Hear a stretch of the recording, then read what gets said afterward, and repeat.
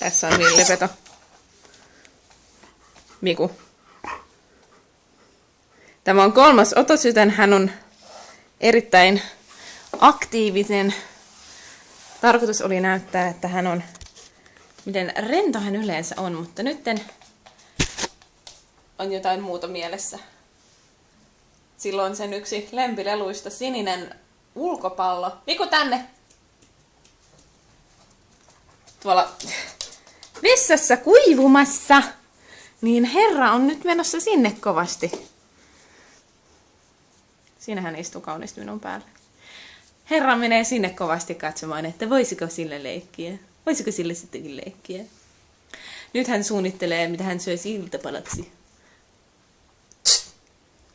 Luultavasti se olen minä. Istu. Miku, istu. Istuminen on vähän vaikeaa silloin, kun ei ole namia kädessä. Hän on selkeästi nyt kuningasasemassa, kun minä rapsuttelen näin paljon. Eikö olekin pelottava villieläin? Hyvä.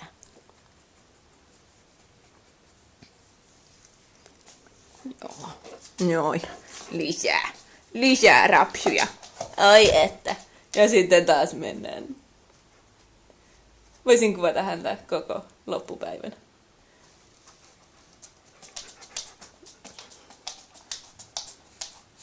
Meillä oli tänään taas vähän divorcea. Leikittiin ensin tennispallolla ja sitten sillä ihanalla liilalla pallolla. Liilapallo. Mutta Miku sitten rupesi haukkumaan, että nyt heitäpä se pallo äkkiä tänne näin, niin ne on taas otettu takavarikkoon. Nyt. Miku, tuu tänne, sua kuvataan. Sillä on luu tuolla sen omassa kodissa, niin se menee sinne sitä etsimään. Tällaista täällä meillä siis on. Päivästä toiseen. Ja siinä on vielä lopuksi, koska tuo tyyppi ei halua olla kuvassa.